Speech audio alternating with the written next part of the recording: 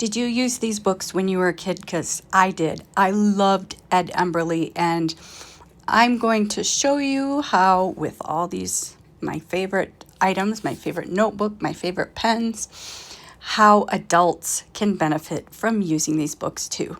So I'm using my Stillman and Birn, and here is my favorite Pelican fountain pen, and it's filled with Noodler's ink. And here's the book I'm going to use first, which is the animals. Super cute, step by step. How simple. And if you think this is a childish way to go about drawing, just hold on, because I'll show you later why it isn't. So, using my Pelican M200, super duper fun pen, I'm just going to follow the simple directions. And I know a lot of adults like coloring books, and this is kind of one step further, because it's really you drawing the items and coloring them in, and you get to just play. I mean, art is supposed to be fun. You're supposed to be able to play, right? And look at that. What I love about Ed Emberley is that none of his drawings are perfect. There's little bits that aren't quite colored in. Things aren't quite perfect. And not only is that great for kids and adults learning to draw, but it just gives it character. And if you look at the work that he did with children's books, you will be amazed. It's the same style. He's really not dumbing it down for kids. It's really quite amazing. And Ed Emberley, by the way, as of today in 2025, he's still around. He's like in his 90s.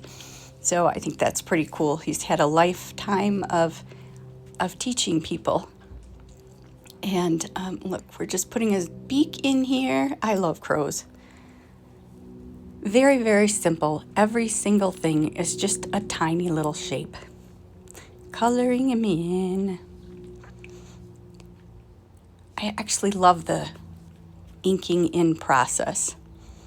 This pen has a really good flow, and it works very, very well on the Stillman and Birn paper. This is my favorite for this sort of ink and pen.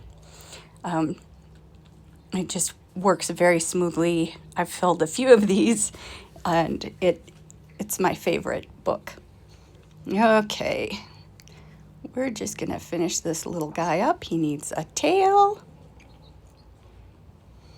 I started with these books when I was little too, and I remember getting them out from the library and spending hours just doing these and coloring with a friend of mine, my little neighbor girl, and we would just sit there and draw to our heart's content. And this brings it all back to me, and quite honestly, it's a really easy way to just lose yourself in drawing and not feel self-conscious at all. That's why I like these books still. These originally were my son's when he was little, and I reclaimed them. Now these are super fun, the Jelly Roll pens. I'm just going to give them a sparkly green eye. I love the glittery ones. They're super fun. Lots of great colors. And in there you have the little crow. And now look at this, make a world. We're going to do a little car. My son is cackling in the background. That's funny.